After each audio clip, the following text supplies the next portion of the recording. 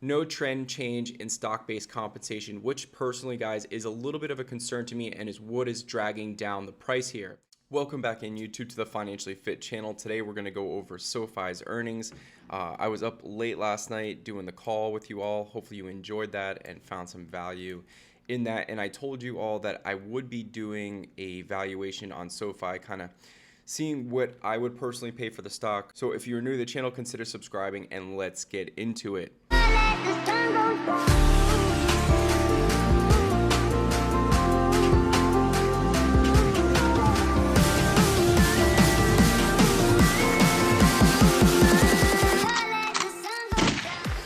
Couple things I want to highlight here as we look over member growth throughout the last few years, the last few quarters, and over the year-over-year growth of 69%. So just phenomenal growth. They're up to 4.3 million users on their platform, a little over 4.3 million users.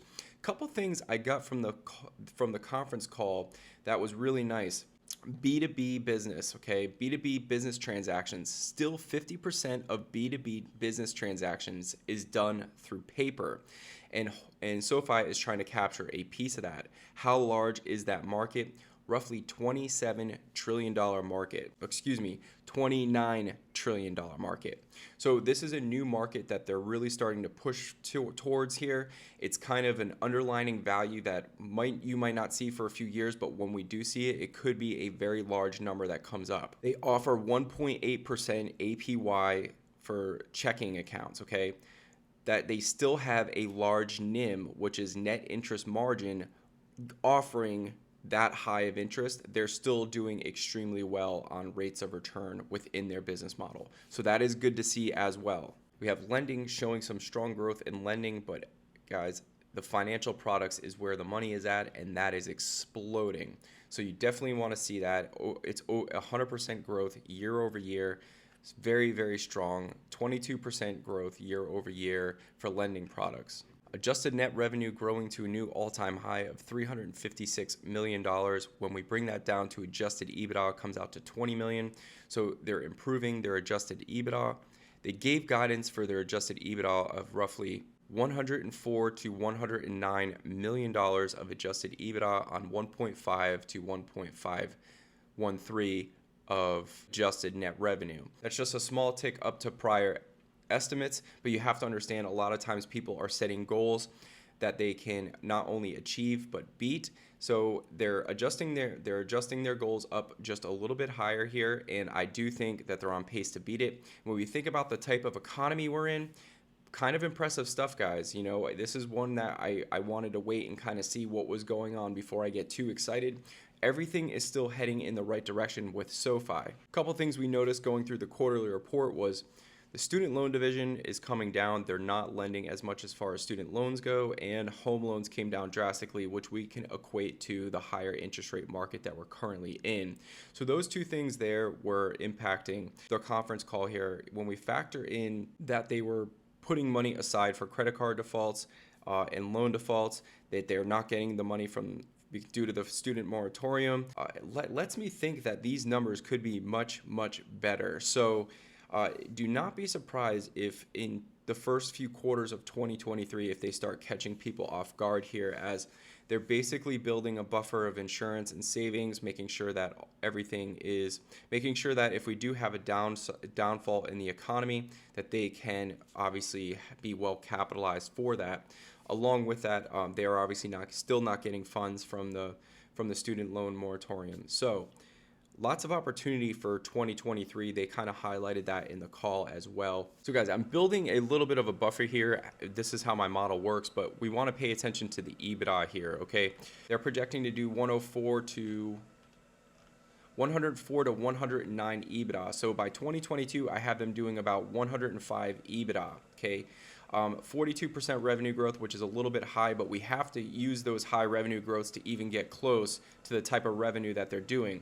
So we have them doing just about 1.4 billion in revenue, roughly 1.9 to 2 billion in 2023, and then In 2024, 2.8 billion, which is coming down to $211 million of EBITDA, adjusted EBITDA. So over this year, next year, and the year following, we have them doing right around 42% revenue growth. Now, obviously, guys, this is not sustainable revenue growth. I actually don't even like using this. I would probably be using closer to a 35% revenue growth just to be safe.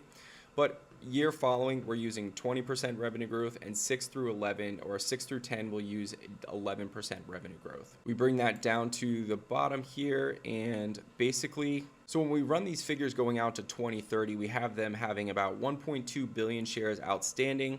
The EBITDA would be sitting right around $1.3 billion of EBITDA and $6.6 billion of revenue coming in. So, these are pretty aggressive numbers, I would say, overall, especially when we factor in over the next few years, they're going to have 42% revenue growth. Now, I have to use that revenue growth just to even get them close to where they're going to hit by the end of 2022. So I have them coming underneath that. So therefore, there is a little bit, even though I'm using such a high growth rate, there is a little bit of leeway here as I got I'm basically coming up short around $100 million in 2022, which I could spread out between 2023 and 2024. So it's really not a net 42% growth, okay?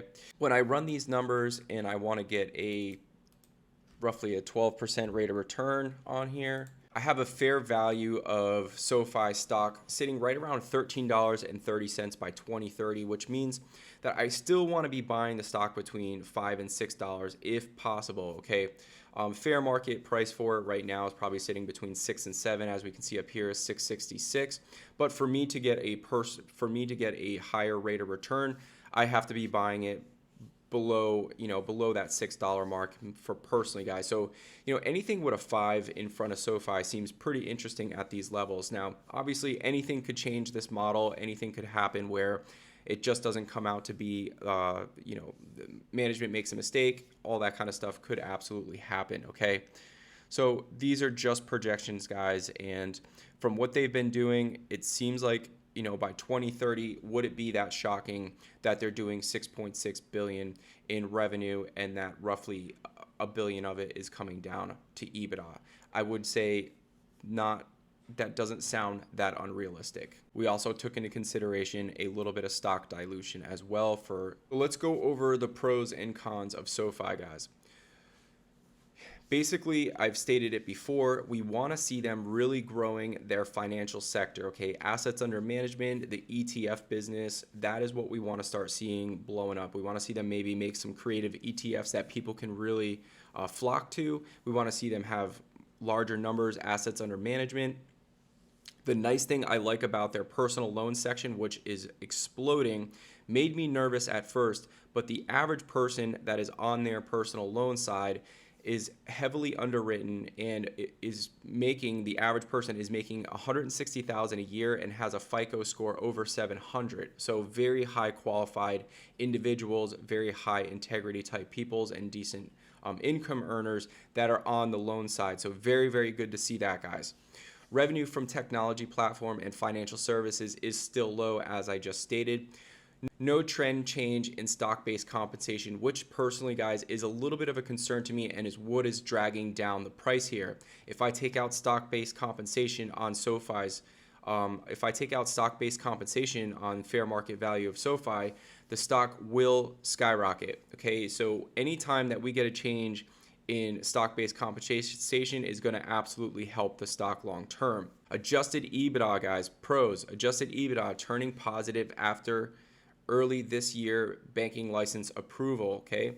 Significant historical performance, as we saw, the charts are just going up in the right direction year after year, quarter after quarter.